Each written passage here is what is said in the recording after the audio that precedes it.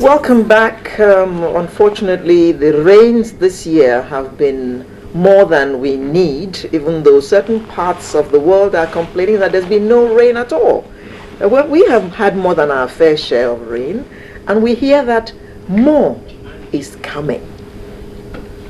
Unfortunately, water is good, and water can also damage. A bit of damage has taken place in some states of the country. Lagos is one, and Oyo is another. Oyo hasn't been too much on the good side of the rains last year, and this year there has been serious flooding in some parts of Oyo state, and we need to know more about what is going on there.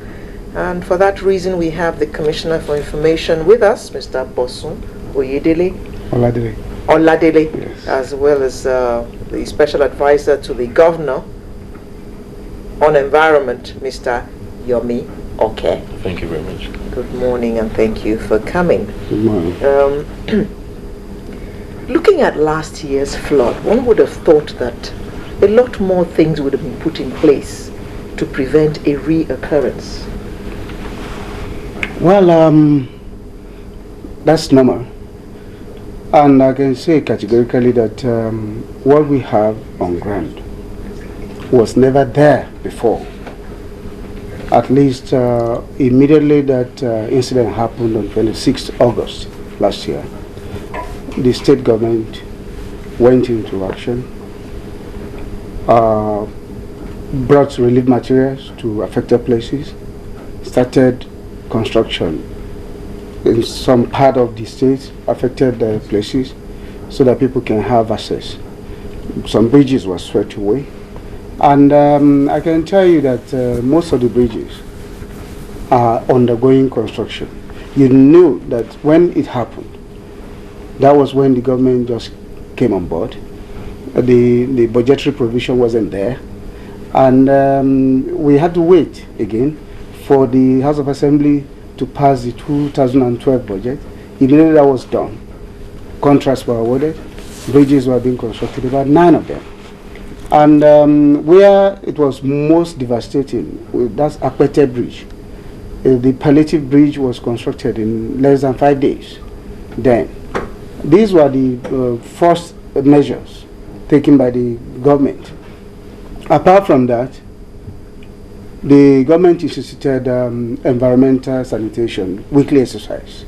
Because you recollect that part of our practices also aided the flood. Because drains were blocked, the rivers were not dredged, the streams, the drainages were not desilted for more than 12 years. As a matter of fact, most of the drains, we learned that it wasn't done for over 30 years. And if you have situations where there are blockades all over the place, water will always find its level. People were also building with impunity, obstructing waterways, building on floodplains, and constructing on drainages and things like that. So removal process had to be started for some of those. And while we were doing that, some people went to court again to say, look, you cannot remove our houses. And these are the people that were affected by the flood of 26th of August. If they are saying you cannot remove our houses, and the government is inclined to obey the court, at least pending the time such matters will be decided, what happens when the unexpected happens? And that was the unexpected that happened. So nature will then take their home or homes away. Government seems to have its work cut out in saving us from ourselves. That's right. We build on drainage pathways. Yes. We're told to leave, we make a big fuss, and when the water comes and carries us and our things away, we blame the same government. True. In addition to what the Honorable Commissioner said earlier, immediately after the flood, His Excellency constituted a flood technical committee of professionals, academicians, and stakeholders And the report of the committee is what guided us in this season. Basically, they recommended the demolition of houses on floodplains. They recommended some palliative measures that we need to put in place. And whatever we're doing now is we're being guided by this report. And immediately after the flood, the federal government said they were going to come to our assistance. We're still expecting their assistance. And in the same vein, the World Bank came in and they stepped up to the plate. His Excellency has been to the country rep in Abuja on so many occasions to present to the World Bank, and in principle, the World Bank has agreed to grant us a 200 million grant, and this grant is meant to take care of all the Ibadan flood rehabilitation. 200 million naira grant. $200 million grant, and that is not money you're expected to refund. No, you repay the grant over a period of time. Nigeria, as of today, I think by the end of this month or next month, we will stop getting grants from World Bank and we'll move to loan. Our status will change. So presently, Nigeria is still being given grant, not loan. What's the difference between a grant and a loan? I think it's a repayment structure. I'm not. And interest rate. Interest rate as well. Less interest rate. Okay, we pay less on the grants. Yeah. As a matter of fact, for grants, you don't pay. You don't pay It's no not interest. it's restructured. So Okay. part of their World Bank assistance project is to look at a LLA dam, which people contributed to the flood. LLA dam was constructed in maybe 1947, and it has never been desilted. So what you have on LLA dam is just sand. So it's part of what the World Bank Grant project will do. Okay, let's take a quick look at the report that Channels Television has got on what happened recently. We'll take a look at that report, and when we come back, we'll continue conversation. Okay, thank you. The rains are here again. But instead of bringing succor to the people in Akpete, Muslim, Ogbere, Bodo, Oluyole Estate, and Oduono areas in Ibadan, the Oyo State capital, the reverse is the case, as the areas have been devastated by floods, causing untold hardship to residents. As a matter of fact, the flooding caused by Oduono and Upper Ogunpa rivers is so serious that some houses are submerged, while roads in these areas are completely covered by water, making it difficult for motorists and other road users to ply them, leading residents to cry to government. Under the bridge, there is some sand have occupied inside, so there's no way for the water to flow. We want government to come to our aid and to assist us, especially in dredging this river. Acknowledging the effects of the floods on residents of the affected areas, the Commissioner for Environment and Habitat believes that the prompt response of the Oyo State government in the area of dredging of some rivers have helped in reducing the impact of the floods. He, however, says houses built in flood-prone places will be demolished. We've been dredging for almost 43 streams all in Ibadan here, and that has reduced the extent of the flooding. I didn't mean that we've not dredged streams like we have done.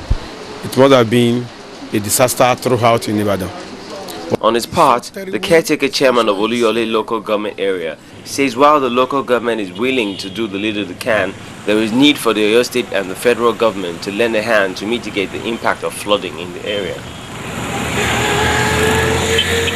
All rivers in Ibadan land converge on this local government, explaining the pressure of water that we have here.